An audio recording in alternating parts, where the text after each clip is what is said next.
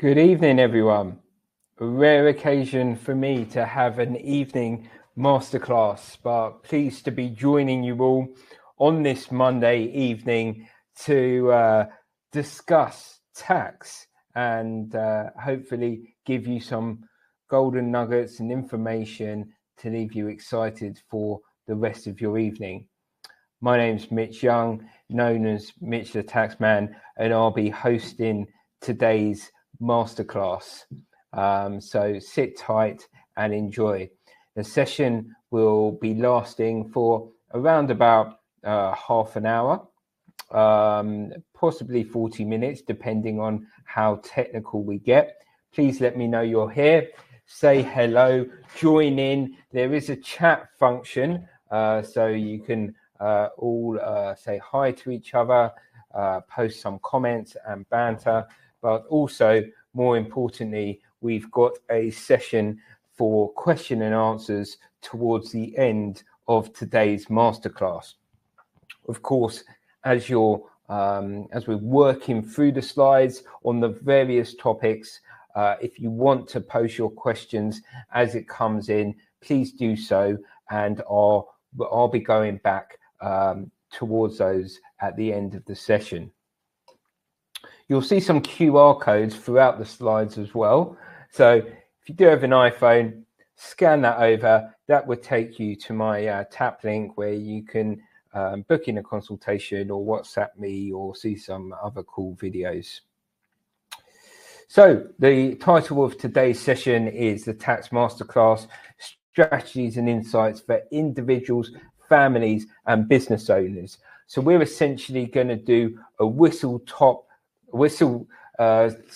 tour of the key concepts in the current tax year, some refreshers, some insights, as I try and cover the main points for everyone on today's webinar. And we have had an absolutely record-breaking registration for this session.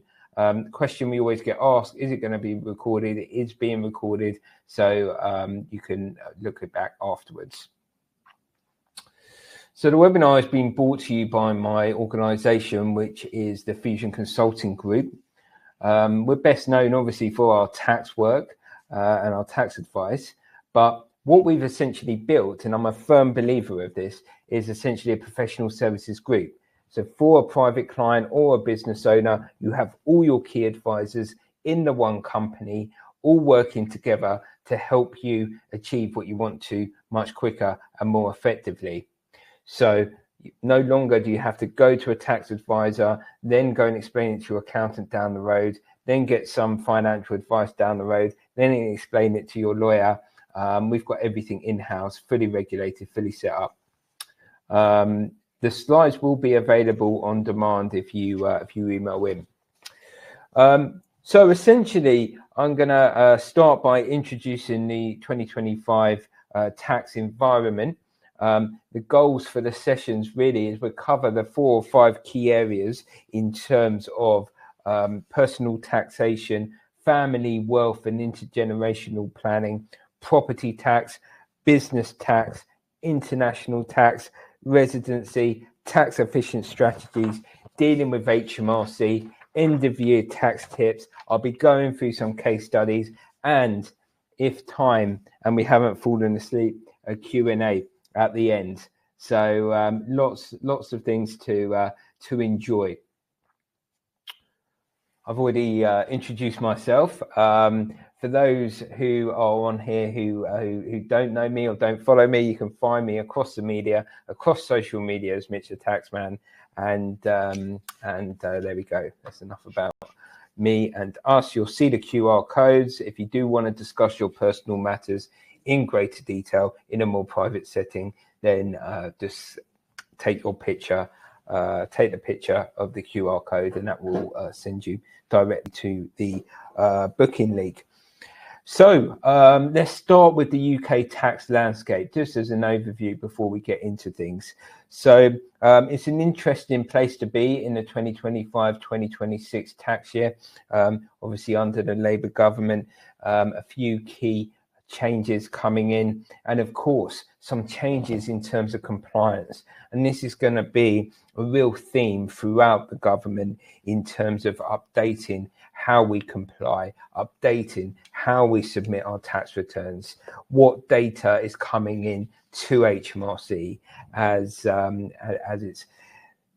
it make it tremendously tough to essentially look at tax planning. So some key announcements really in terms of changes from a sort of tax compliance or the way the tax systems are going to work is making tax digital coming in for self-employed individuals. And particularly, I know loads of you on here are landlords. So that's when you're earning above £50,000, and then that's reducing down to £30,000 from April 2026. So what that will mean, and we'll see a lot of information coming out, is that individuals will have to report their income and expenses on a quarterly basis, much like that of a business in terms of VAT. So this is going to affect, obviously, landlords in particular. Self-employed individuals may or may not be doing that, but they certainly will have to be doing that when they start earning £30,000, and this is £30,000 of income. So that's going to be a key changes, and look out over the coming months for information. We'll be doing a webinar closer to the time on it. And you'll be, again, heavily reliant on your accountant or advisor to submit that information. Software will make it easy in terms of integrations as well, but no doubt look out for that, because of course, if you don't comply, what happens? Additional penalties. I think one of the key changes which have come in, again, is more property related, but from an investment strategy perspective, has been around the furnished holiday lets. So a lot of property investors and just casual property investors who we speak to have historically invested in furnished holiday short-term lets. Previously, there were tax reliefs available.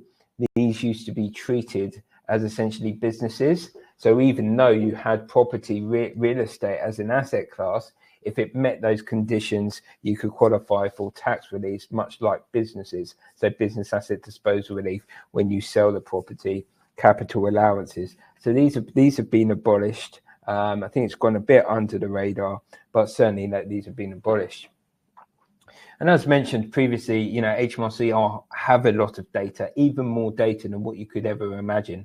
So we're now starting to see at the start of this tax year a number of what's called nudge letters being pushed out to individuals in terms of things like rental income that was not previously disclosed, cryptocurrency that was not previously disclosed, and details of overseas assets as well. Banks are reporting to HMRC. Airbnb are reporting to HMRC, and furthermore. So I think in terms of the tax landscape, we know that a lot of reliefs have been changed or abolished, but certainly the themes around compliance, working with HMRC, tougher on debt is essentially where we are under the current government. So nice and positive to begin with. So let's move on. Let's just talk about basic personal tax, where we are with income tax thresholds. So the income tax threshold, so that's the amount of income which you can earn without being subject to tax. It's currently at £12,500, £12,570. Dividend allowance, there's been reduced to just £500, making the dividends increasingly more taxable. I'm sure quite a few of you on here, business owners, remembered when you could take out from the company up to the full basic rate band tax-free. Now it's only £500. So what we're seeing actually in practice is more and more business owners opt in potentially for salaries, or certainly a mix of salaries and dividends, and doing that calculations. What else do we have in here? The capital gains tax allowance. So that's again being reduced as well. So each year that's been halved, and again making it more challenging in terms of paying capital gains tax. We've got the ISA allowances, that's remaining at £20,000. So essentially you can put into your ISA without having to pay tax, and obviously the income gains on your ISA are completely tax-free at the moment as well. So in terms of planning points here, really, it's about just looking at your circumstances. Obviously, the personal allowance is still intact. Capital gains allowance is relatively small. The dividend allowance is relatively small. But ultimately, it's about assessing your family situation and just ensuring those allowances are fully taken into account. Any sort of splits of assets, remember, between a husband and wife and civil partner, there's no capital gains tax on transfer of assets. So just ensuring as a family, as a group, you are optimizing your allowances and optimizing the income that you could take at the basic rate band. Then when you get into the higher rate of tax, it's really about thinking about how you can not go above that 100,000. If you do need to go above that 100,000, how you can protect your personal allowance, which we'll come on to. Appreciate I'm talking quite quickly and covering a lot of areas, but we do have a lot to cover today. Family wealth and intergenerational planning. I think basically out of everything that I'm doing at the moment, in terms of inquiries that we get within the business, inheritance tax, intergenerational planning is certainly at the forefront of the discussions that we're having. It's a shame, I think, that the government have reduced the business property relief and agricultural property relief. Again, businesses and family businesses have worked hard over many years, and they haven't had to particularly worry about succession planning in the sense of passing down their shares and assets to their children, because previously that would qualify for what's called business property relief. Business property relief, essentially where you have a qualifying asset like a trade, shares in a limited company, agricultural business land in terms of farmland, that would qualify for 100% inheritance tax relief on your death. What's happening now is that is being capped at the £1 million level, and then the remaining value would be taxed at 20% on the inheritance tax. So that has resulted in a lot of business owners and a lot of families having to rethink their strategies to inheritance tax and, of course, intergenerational planning. Regardless of that, we're seeing a lot of families, their parents now in their 60s to 80s, are sitting on property as an asset class. Of course, what's happened is that they have bought their portfolios many years ago or decades ago, and because the value has increased so much, there'd be a problem when it comes to the estate. Because the way inheritance tax works is that every individual has a nil rate band, which is currently at £325,000. They get a top up of £175,000 if they've got their main residence and the value of the estate is not at 2 million. Over and above that, the tax for inheritance tax is at 40%. So, of course, if these assets have gone up, and let's say, just for argument's sake, it's £10 million net, and the parents die, the children could have, worst case scenario, a £4 million inheritance tax liability. That liability will have to be settled or agreed with HMRC before the estate can be distributed. So, of course, the children or the estate is asset rich. They don't have £4 million to pay to HMRC. So, a lot of planning gets done and should get done to avoid this situation. The good thing with inheritance tax is that the earlier you start, the more you can mitigate. The 7-year rule still applies, is still intact. Gifting is, of course, an important strategy when it comes to your families. But just bear in mind, and the key thing is that obviously you want as much out of your estate before you die as possible. But just bear in mind that gifting also comes with tax consequences. So, for instance, if you gift an asset to anyone that's not your spouse or civil partner, there's going to be capital gains tax to pay on the transfer of the asset. So when we're talking about real estate and property, the gift of, if you wanted to gift a property to your son or daughter, for argument's sake, if that property has gone up in value since you originally purchased it, then essentially there would be capital gains tax and potentially stamp duty on the gift. So again, there's two taxes that interact when it comes to gifting and inheritance tax. Of course, some of the tools that we're looking at is in around trusts and trust work. The benefit of a trust, very briefly, a trust is essentially a separate legal entity. The way it's set up is that you have the settlor is the person who sets it up.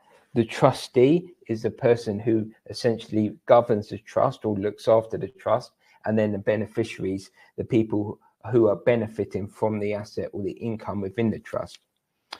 The benefit of a trust is that once assets are inside of a trust, it sits outside from your inheritance tax. But also, and as importantly for a lot of families, is that when something is in a trust, it's protected. It's protected from care home fees. It's protected from divorce, bankruptcy. So when you're talking about legacy planning, trusts do have to come into consideration. Now, there's a whole lot of taxes when it comes to trusts as well, but they do form an important part of a family's toolkit when it comes to intergenerational planning.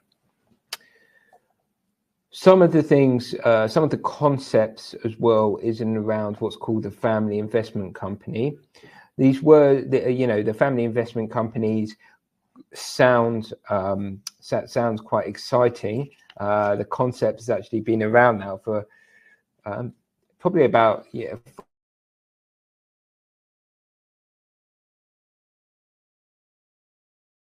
establishing a family company to ensure that the shareholdings of the family and the company are split, so things sit outside the estate, and it acts like a trust but without the core protections. So most of the time when we're advising families, we're not just siloing along one solution. You have a toolkit and you want to apply a lot of different things. For families who have wealth and money, family investment companies are particularly exciting because you can do some really clever things to get to an optimal position. But even so, family investment companies should be looked at and understood. Structuring the school fees also becomes a popular topic over the past couple of years, in particular when it comes to obviously the additional VAT charge which families have had to suffer, and looking at ways in which you can pay school fees. HMRC have looked at this area and in particular looked at some anti-avoidance when it comes to trust in particular for the benefit of your children. But there are ways in which one can look at if you've got the right circumstances with your family dynamic. I think the key point here is that if you do have a family, if you do have a family business, if you do have assets where you've got an exposure to inheritance tax, start having the conversations with your advisors immediately. Right, property.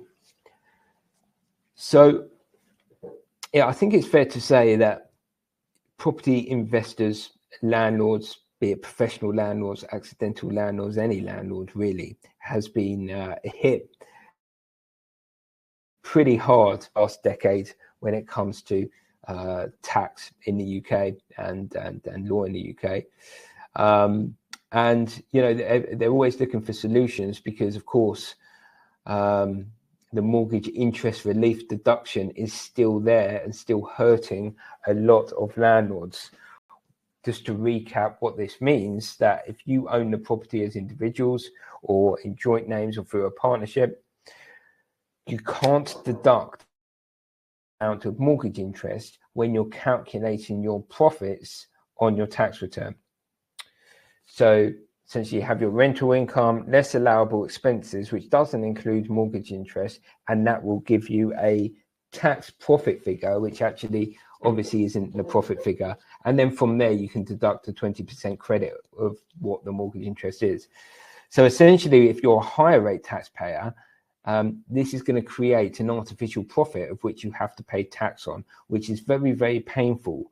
So a lot of landlords are looking for options and solutions in terms of can they restructure.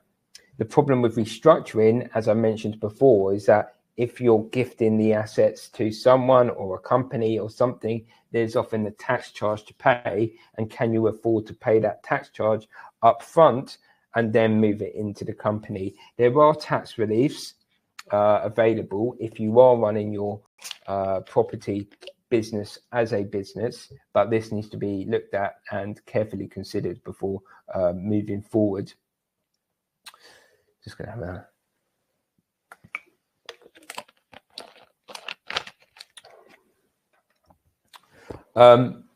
so a few other notes to look at here. We've mentioned furnished holiday lets. If you own all the properties in your name and you have a spouse or civil partner, again, you may want to look at that. There's HMRC Form 17, whereby if you and your partner own the assets jointly, you can potentially look at opting to split the income at a different percentage to what you actually own it. So you may want to consider that or look at that, as well as if you are going to be buying property, how best to structure.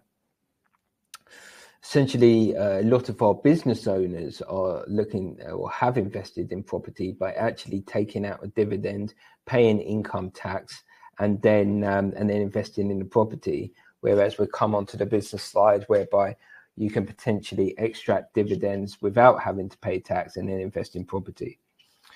One point on here, which is highly relevant for the 28th of April, is the ATED.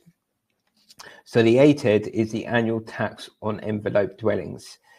And essentially what this means is that if you have a residential property which is owned within a limited company and the value of that property is above $500,000, then you have to submit an ATED tax return by the 30th of April. Failure to do so will result in penalties, of course. So if residential property owned within a limited company, valued above $500,000, you need to submit a tax return called an ATED, ATED. Now, if that property, if you have a connected person living in that property, your son, daughter, sister, whoever, then there is a tax charge, a dry tax charge to pay every year for that benefit. And that dry tax charge, well, essentially, it's tiered based on the value of your property. So if your property is valued between $500,000 and £1 million, you essentially have to pay an annual charge of £3,750. And it goes up and up and up based on your valuation. So 1 to 2 million, that would double, 2 to 5 million, 5 to 10 million, etc., etc. You don't have to pay the tax charge if you rent out the property on a commercial basis. So, of course, you know, most people are renting it out, so they won't have to pay the ATED tax charge, but they still have to submit the ATED tax return.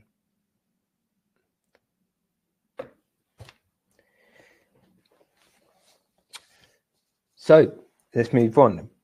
Business owners, so corporation tax currently at 25%, which is sort of mid to high, middle of the road in terms of Europe. Profits over 250k. Now, I believe over time, you know, corporation tax will be reduced but at the moment it's at 25%. I can't see it being higher, in all honesty. Directors are looking at tax efficient ways in order to extract funds through the company. So essentially, what we advise a lot of our clients, entrepreneurs, is essentially looking at their structures.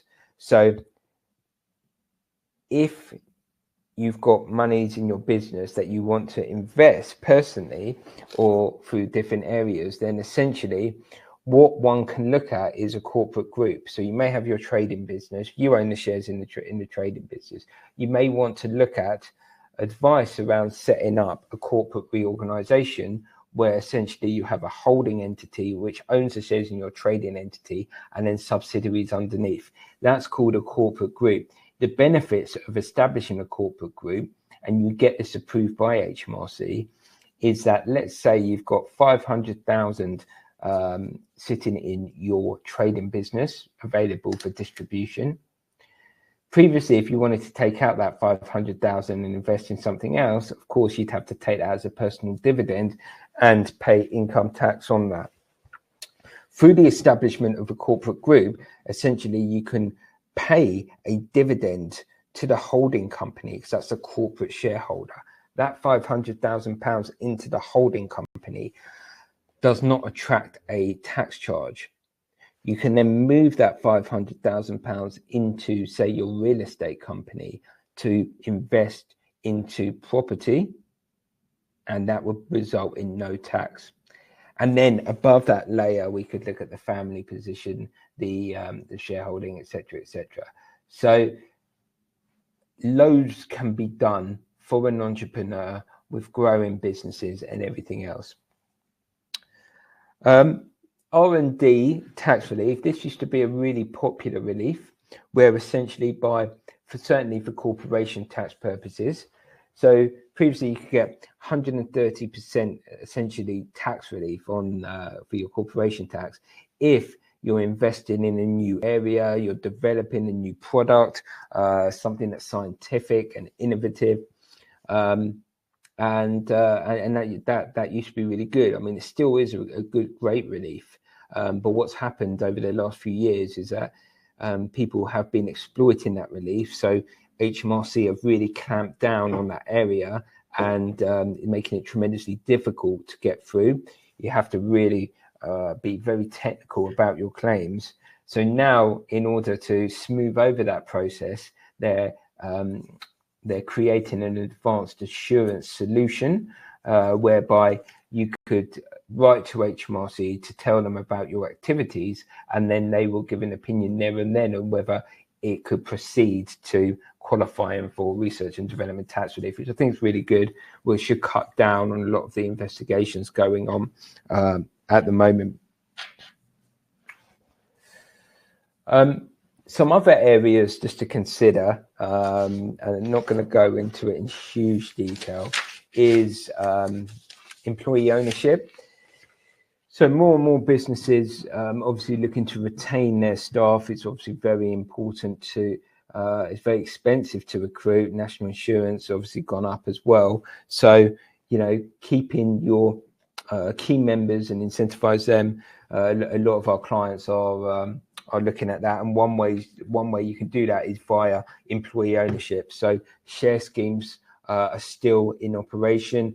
HMRC have not particularly changed their approved share schemes. So the main one is EMI, where you'll get tax benefits for the employee, essentially on exit, qualifying for capital gains tax, etc., etc. So they're still available. More of a modern day solution, particularly around the employee ownership, actual employee ownership, is around the use of employee ownership trusts. So if you are a business owner on here and you do have employees who you might be looking at succession planning or just maintaining, then do have a research about HMRC approved share schemes, because you know that will be good for you, and they're still available. Not much has changed on them, and create good reliefs. So with all this wonderful tax that we have in the UK, many people are looking at options in regards to residency, and it is a conversation that we're regularly having. So essentially, the way residency works in the UK is governed by what's called the statutory residency test. This is essentially, very broadly, you have the automatic tests, and these are basically the one that everyone knows is if you spend 183 days in the UK, then you're automatically UK resident. The non-UK resident is essentially if you are employed overseas and you spend less than 90 days in the UK, of which 30 are working days, then you're automatically non-UK resident. Everything in between essentially is what you call the sufficient ties test, in terms of if you have a home, that's a tie, family, that's a tie, and then we branch down and give you a day.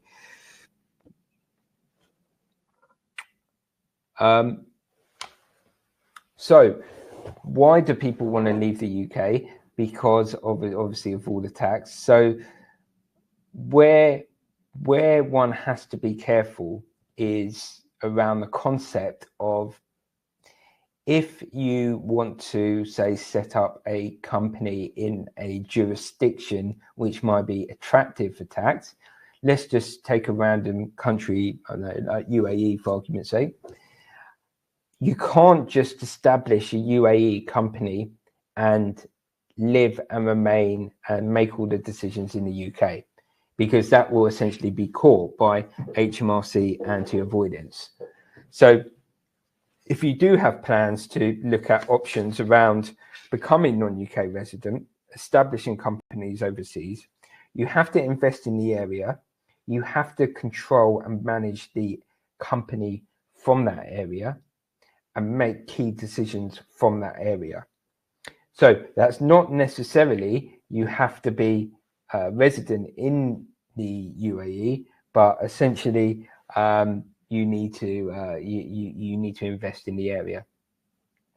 The other key point on this, just to touch upon it, is around the non-domicile regime in the UK. That has been completely changed, and now essentially the previous non-dom rules in terms of the tax advantage with that has been abolished. So essentially, people coming into the UK will have a 4-year where they can essentially declare which foreign income and gains that they want to be taxed on, and then after that, essentially going to be taxed on their worldwide income and gains.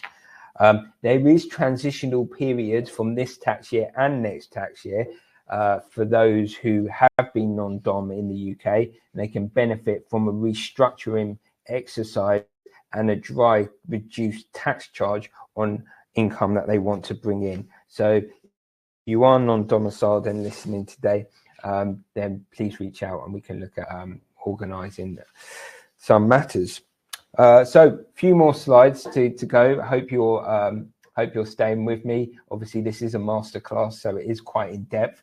If you do have questions, please put them in the comments and chat, and I'll get onto them at the end. So tax efficient investment strategies. So again, these are still available. So what these are is essentially investments. So with any of these, you'll need a qualified independent financial advisor to guide you on. But it's essentially, if you invest in these businesses, so they're UK businesses or funds of businesses, then essentially you can benefit from tax relief. 30% or 50% of your investment you'll get income tax relief. So if you invest, say, £10,000, you'll get a £3,000 tax reducer on these investments if it's an EIS. hold on for these shares for 3 years, and then when you sell them, they essentially qualify for full capital gains tax release. Some of them will sit outside your estate from inheritance tax as well. If the investment goes wrong, there's loss relief. And if you have a gain in a tax year and you invest in some of these investments, you can potentially even roll over the capital gain as well. So if you do have a tax exposure, you do have money, then look or consider these from a tax perspective, but it would need to be combined with from your financial advisor. But there are some good reliefs on this area. The other point on capital gains tax, if you do have a capital gain, so we spoke very briefly around the EIS reinvestment relief. So that's essentially when you invest into one of these funds or one of these qualifying UK businesses, you can roll over the gain. There's also essentially the business rollover relief. So what this means for certain assets, if you sold a trading asset and then you reinvest the proceeds into a similar asset, you can potentially look at capital gains tax reinvestment relief on that as well.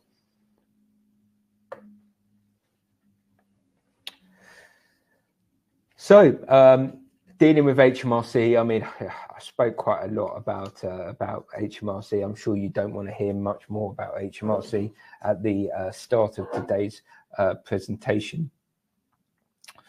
But I think the key point I just want to touch upon is the voluntary disclosures. So I remember sort of doing my first webinar, and essentially that I've spoke a lot about what's called the Let Property campaign, and that campaign is still going. What that is that it's a voluntary disclosure available to any landlord who has never disclosed their rental income, and essentially they can register for the disclosure.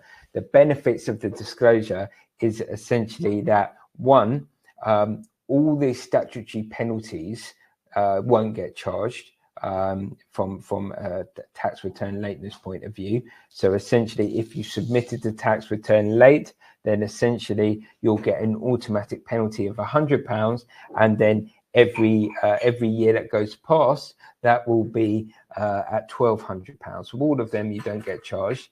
And then from the other benefit is that as soon as you've registered for the campaign, you get a reference code. HMRC can't issue a tax investigation.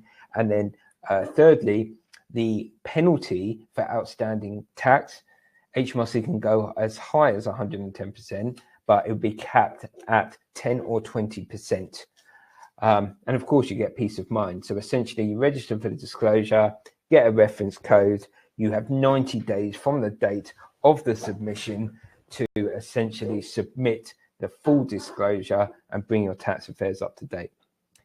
If anyone wants more information on that, then please, of course, get in touch. And for those who haven't scanned the QR code yet, feel free to scan and enjoy that. Obviously, we're at the start of the tax year. So, I guess the key point is the more you can plan in advance towards the end of the year, the better. Of course, we have to deal with clients who always leave things to the last minute. I'm sure that's none of you that's listening today, of course, but the more you can do with any type of planning and tax, the better. So obviously a few basic points here. Obviously, we've spoken about maximizing the allowances, maximizing what you have as a family. We've spoken about beginning the inheritance tax planning strategy for the next, that might be a 5 to 10 to 15 year strategy that you want looked at. Losses. So losses are an interesting one. So capital gains tax. So just so you know, from a loss perspective, capital gains tax losses can be carried forward indefinitely against different asset classes. So let's say you made a loss on the sale of a property of 100k, but you sold some shares and made a profit of 100k in the next year. You could offset the loss against future gains. So big point there. that's worth keeping track and even disclosing your losses on your tax return. Pensions. So pensions are an interesting one. This is another point about inheritance tax to some extent. Pensions are always a good tool in terms of tax planning, tax release, in-year tax release. From an income tax perspective, if you're investing personally in a pension, it extends the basic rate band, so it pushes the basic rate band up, so more you're paying at 20% and 40%. From a business perspective, if you're investing into a pension, it's a true corporation tax deduction, i.e. it's reducing the profits in your business, therefore reducing corporation tax. But now they're being brought into inheritance tax over the next few years. So that needs to be looked at. Can you put your pension into trust? What are the pros and cons of doing that? What more can you do with your pension? There's things like SIPs, SASs, where you can do loan backs to your business, invest in commercial real estate. So your pension strategies should be looked at. Of course, working with a financial advisor.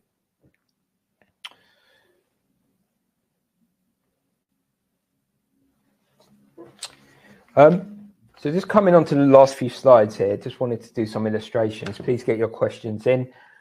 Pretty much running to time, so about 4 more minutes on my slides. So what I do, I like to describe as architecture. So we sit down with a client, we understand where their current exposure to tax is. And then based on future outcomes, what's important for the client, what's going through their head, we'll essentially draw out and illustrate tax options and the tax implications of those in written format. So on screen now is really small, but it shows you the breadth and depth of our work, analysing the tax savings before and after. So the client can see everything and anything about their options, short, medium, long-term taxes, get well educated, and then collectively make a sensible decision. So once we've done and given you all the analysis, we'll then produce the actual drawn out strategy plan. This would be highly visualized step by step in terms of how to follow that. Couple of case studies. So Mr. Singh was a property investor, 5 hotels in the Midlands and lots of different properties, had a huge exposure to tax, tens of millions in terms of tax. We went through that strategy with him, looked at a number of different groups, options, family investment companies and trust, and now he's in a highly optimized position, saving millions and millions of pounds of tax.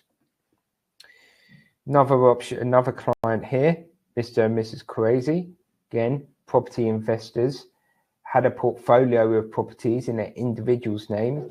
We came up with a strategy for them, which enabled the property to be moved into a limited company, and now they're saving £12,000 per year in that operations.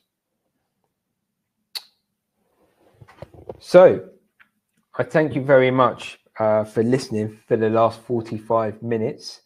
I've given you basically a crash course on tax. So you're now qualified tax advisors and can come and help me. No, you're not really. But yeah, hopefully you enjoyed that.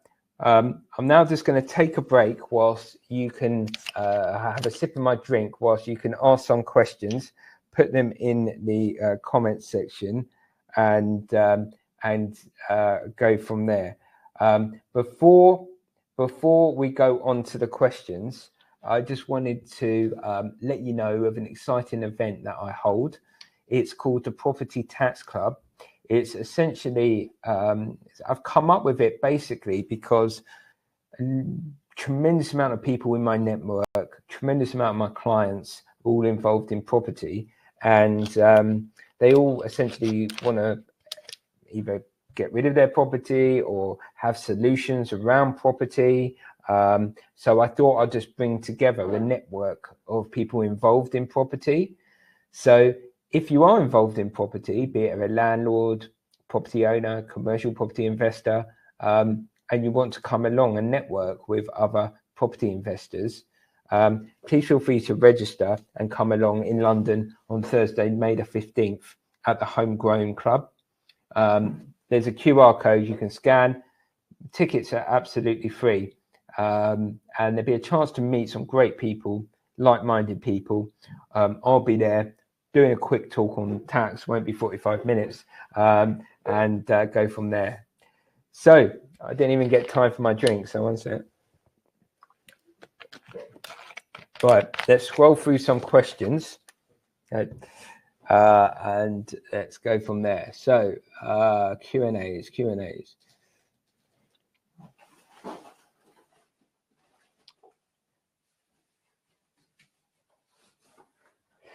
Okay, I'm a 100% shareholder from a limited company. Just me. Property, you know what, for R&D calculator. What's the guidance on tax efficient income for me and the business? Thank you. Well, I mean, obviously, there's a number of different taxes. It will be depending on what your income is, what your turnover, what your profits are. Certainly, you should always begin by optimizing your personal allowance. So, personal allowance, £12,500. Obviously, take that out. You may want to look at giving yourself a salary of that amount, or even more, depending on your strategy, so you can benefit from your national insurance in contributions as well. But it's quite a generic question there. Is it possible to trust my property or property only was yeah, my properties are probably only 600,000. What is R&D? That stands for research and development tax credits.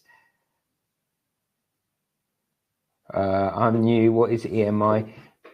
Okay, so some of you are answering the questions for me. Sorry, I'm just going down. Okay, so Jack, if you set up a holding company first before you set up your trading company, then I assume you don't need clearance to set it up. Yes, that's correct. So clearance is essentially there when you've got an existing business, an existing trading company, and you're exchanging the shares of which have value to another company, which would be your holding company. If you're just setting it up from scratch, you won't necessarily, well, you don't need clearance at that point.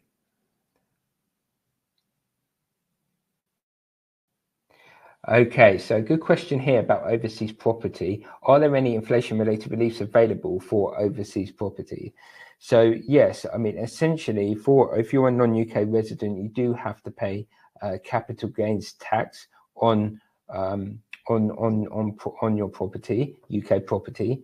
You can benefit from a rebasing of the original value to April 2015 if that is more beneficial for you.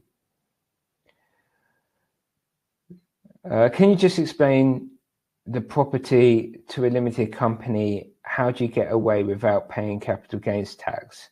Well, that's $1 million question, isn't it? Very, very briefly,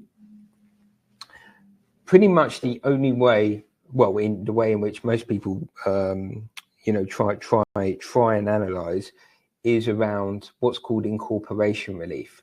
Incorporation relief is essentially where you have a self-employed or sole tradership business that you then incorporate the whole business into a limited company. Because you're changing the ownership from yourself to a limited company, that in theory creates a change of ownership. So that will result in usually a capital gain. The relief around incorporation is that HMRC say that you're the same type of person. So there should be capital gains tax relief on that process. The argument when applied to property is that, is property your main business or is it an investment activity? There's a few other things to consider there, but they're sort of the main points there, broadly speaking. If you are thinking of doing that, you don't urgently, but you need tax advice. There were a lot of other types of commercial tax advisors who have come up with a few different options which have been highly marketed, where HMRC have clamped down on this area. So I would tread with caution. Most likely when it comes to tax, as you would imagine, it's too good to be true, then it probably is. So Matthew's asked, if you do need clearance for creating a group structure, how is this done? Yeah, so interesting point. Previously, a clearance is essentially a written technical letter to HMRC. Previously, you could pretty much write a one-page letter with just the points of what's happening and why. HMRC again have clamped down on this, and you now need to essentially submit a detailed commercial case, because HMRC want to ensure that the pure reason as to why you're doing this is for commercial reasons and not for tax avoidance. So there's a whole process now whereby you've got to submit a detailed commercial case along with the technical bits of what you're doing regarding stamp duty and capital gains tax, and then you submit that letter to HMRC. It's essentially something that you're going to need an advisor who understands and is doing this on a day-to-day basis to get it through for you. I don't think it's one of those things that you could do by yourself, unfortunately. So a question from Ray: what inheritance tax planning is possible between siblings where there's no spouses or civil partners? Yeah, again, it's one of those things, probably a bit unfair, really. But ultimately, as I mentioned, there is any taxes and gifting between siblings would result in tax. I guess it depends on if you're talking about from your parents to you guys as siblings, or just from you two as siblings. So, yeah, you'll have to look at that. Of course, it comes with the gifting and inheritance tax. We mentioned gifting might have capital gains tax consequences, and then you've got the inheritance tax. So I think you've got to look at the strategies around gifting and then the inheritance tax secondly.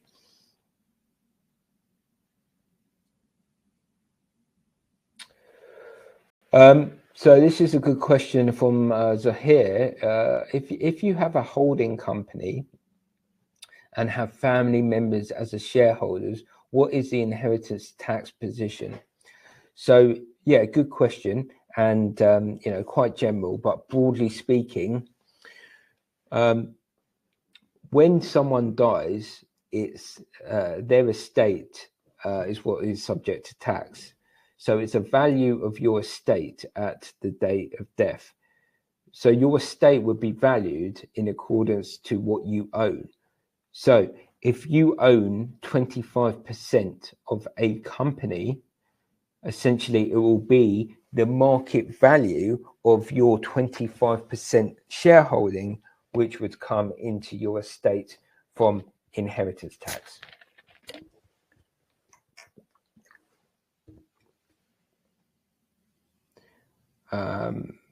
Still quite a few questions. I'll hang on for a few more minutes. Yeah.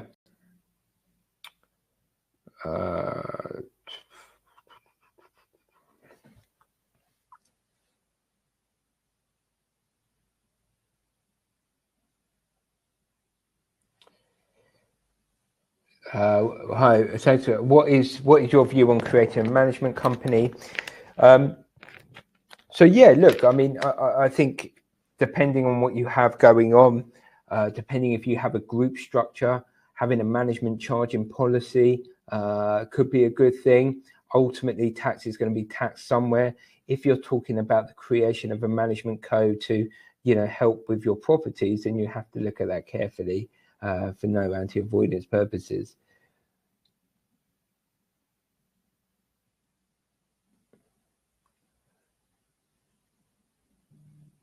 Right, one more question, and I'll just have a quick look. What is the amount of gifting for each tax year? So essentially, you can gift any amount for cash without an immediate charge to tax. But But from an inheritance tax point of view, from the 7 years point of view, the amount is essentially £3,000 a year in which you can gift broadly.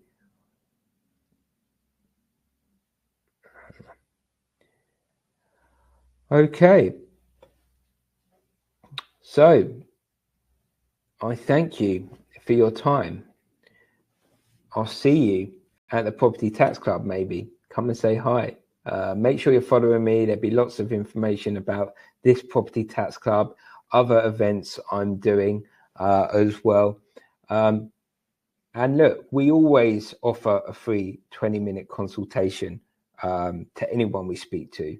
We just go over what you've got going on. I'll give you some general answers. If I feel you need tax advice, then we'll quote that up. Fixed fees. We always work towards fixed fees. But there's no harm in having a chat, particularly if you've got inheritance issues, particularly if you've got businesses and families. Let's have a chat. The link's on screen. Take a shot of that. Take your camera out. Book in a consultation. Really interested to hear your feedback as well. So do get in touch. Provide some feedback. That would be appreciated. Yeah, I wish you a good night. Thank you very much.